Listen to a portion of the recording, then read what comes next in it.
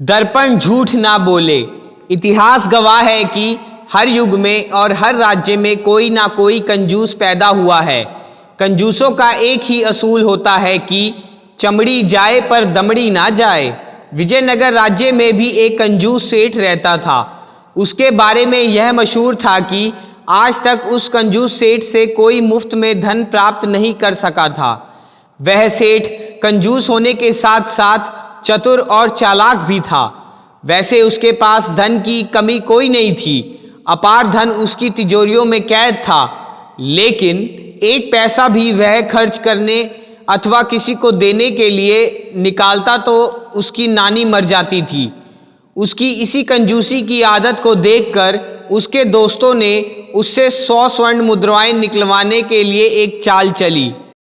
उन्होंने बातों बातों में उस कंजूस सेठ को एक कलाकार से 100 स्वर्ण मुद्राओं में अपना चित्र बनवाने के लिए राजी कर लिया।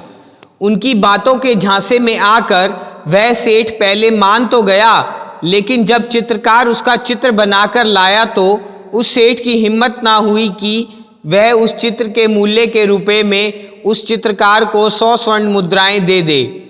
वैसे वह सेठ भी मंजा हुआ कलाकार था। उसे अपना रूप बदलने की कला खूब आती थी। चित्रकार को अपने पास आते देखकर वह सेठ जल्दी से अपने घर में घुस गया और कुछ ही देर बाद वह अपना चेहरा बदलकर बाहर आ गया। चित्रकार ने जब उससे अपना बनाया हुआ चित्र दिखाया तो वह सेठ उस चित्र को देखकर हंस पड़ा और अपने दोस्तों के सामने ही उस चित्रकार से बोला, तुम्हारा चित्र तो ठीक नहीं बना। कहाँ ये मेरा चेहरा और कहाँ तुम्हारे इस चित्र का चेहरा, जरा भी मेल नहीं खाता। तुम खुद ही देखकर फैसला करो, क्या तुम्हारा ये चित्र मेरे चेहरे से मेल खाता है? चित्रकार ने जब उस चित्र को देखा तो हैरान रह गया। वह चित्र वास्तव में सेठ के चेहरे से नहीं मिल रहा था। वह सोच में पड़ गया कि ऐसा कैसे हो सकता है। उसने तो सेठ का जो चेहरा देखा था चित्र वैसा ही बनाया था, फिर कैसे ऐसा बन गया? उसे हैरानी में पड़ा देखकर सेठ मन ही मन मुस्कुराया और बोला, मैं अपनी और दोस्तों की बात पर कायम हूं। जब तक तुम ऐसा चित्र बनाकर नहीं लाओगे जो मेरी शक्ल से ठीक ठीक मिलता हो, तब तक मैं तुम्हें 100 स्वर्ण मुद्राएं नहीं दूंगा। जिस दिन तुम मेरी शक्ल का सही चित्र बना दोगे, मैं तुम्हें 100 स्वर्ण मुद्राएं दे दूंगा। यह मेरा तुमसे पक्का वायदा है। यह सुनकर उस चित्रकार ने सेठ का चेहरा बहुत गौर से देखा और वहां से चला गया। दूसरे दिन वह चित्रकार एक और चित्र बनाकर लाया जो हूबहू उस सेठ के पहले दिन वाले चेहरे से मिलता था जो वह चित्रकार देख कर गया था। इस बार सेठ ने फिर अपना चेहरा बदल लिया और उस चित्रकार ने बनाए चित्र से फिर कमी निकाल दी। इस कमी से चित्रकार हैरानी में पड़ गया और सोचने लगा कि मैंने जो चेहरा देखा था चित्र तो वैसा ही बनाया था, फिर इस चित्र में ये कैसी कमी रह गई? उसकी कुछ समझ में नहीं आया। कमी ठीक थी, इसलिए चित्रकार खामोश रहा। उसने सेठ के चेहरे को फिर एक बार बड़े ध्यान से देखा और वहां से चला गया। चित्रकार सेठ की उस चालाकी को पकड़ नहीं पा रहा था, क्योंकि सेठ भी अपना मेकअप करने में पूरी तरह माहिर था।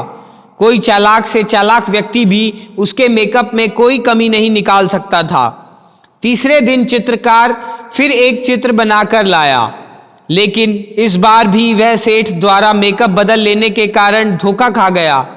आखिर में तंग आकर सेठ ने झुंझलाने का नाटक करते हुए कहा, इस तरह से तो तुम अपना और मेरा दोनों का समय बर्बाद कर रहे हो। लगता है तुम्हारी आंखें खराब हो गई हैं। पहले उनका इलाज करवाओ, फिर मेरा चित्र बनाना। इस बात से वह चित्रकार बड़ा लज्जित हुआ। उसकी कुछ समझ में नहीं आ रहा था कि हर बार इस तरह की गलती उसके चित्र में क्यों हो रही है। ऐसा तो पहले कभी नहीं हुआ। इस बार भी उसे निराश ही लौटना पड़ा।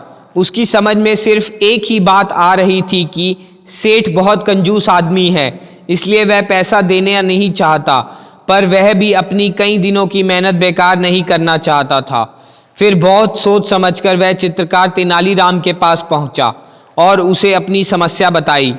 कुछ देर तक उस समस्या पर विचार करने के बाद तेनालीराम ने कहा, कल तुम उसके पास एक आईना लेकर जाओ और कहना कि आपका बिल्कुल असली चित्र लेकर आया हूँ। अपनी शक्ल अच्छी तरह मिलाकर देख लीजिए, कहीं कोई अंतर नहीं मिलेगा। बस फिर अपना काम बनना समझो। चौथे दिन उस चित्रकार ने ऐसा ही किया। वह आईने पर एक कपड़ा ढक कर ले गया। उसने सेठ के सामने वह आईना रख दिया। सेठ ने पूछा, चित्र बना लाए? इस बार तो कोई गलती नहीं की है। नहीं सेठ जी, इस बार मैंने कोई गलती नहीं की, उस चित्रकार ने उत्तर दिया। सेठ हर रोज की तरह मन ही मन प्रसन्न हो रहा था कि आज भी उन्होंने अपना मेकअप बदल लिया है। इसलिए उस सेठ ने लापरवाही से कहा, चलो पर्दा हटाओ इस चित्र पर से। आज पर्दे से ढककर क्यों लाए हो? रोज तो खुला लाते हो। सेठ जी, आज आपका चित्र बिल्कुल हूबहू बनाकर लाया हूँ। मैं नहीं चाहता कि उसको किसी की नज़र लगे, इसलिए कपड़े से ढक कर लाया हूँ। आज गलती की ज़रा भी गुंजाइश नहीं है, देख लीजिए, कहकर वह चित्रकार ने आईने के ऊपर से पर्दा हटा दिया। आईना देखकर सेठ एकाएक बौखला उठा। उसने क्रोध में भरकर कहा, ये क्या बदतमीजी है, ये तो आईना है। हाँ सेठ जी, चित्रकार ने कहा, आपकी असली सूरत इस आईने के अलावा और कौन बना सकता है? वैसे भी आईना झूठ नहीं बोलता। अब जल्दी से मेरे सारे चित्रों का मूल्य 500 स्वर्ण मुद्राएं निकलाइए, वरना मुझे न्याय पाने के लिए उसकी ज़रूरत नहीं है। कहकर उस सेठ ने 500 स्वर्ण मुद्राएं निकालकर उस चित्रकार को दे दी और हाथ जोड़कर उससे माफ़ी भी मांगी। वह सेठ भी बड़ा घाघ आदमी था। वह तुरंत ताड़ गया कि इस आईने के आइडिया के पीछे ज़रूर तेनालीराम का दिमाग है। तेनालीराम ने यह जब दरबार में जाकर महाराज को सुनाई तो वह खूब हंसे और बोले, तेनालीराम, तुम वास्तव में बेजोड़ हो, तुम्हारे भी दिमाग का जवाब नहीं है।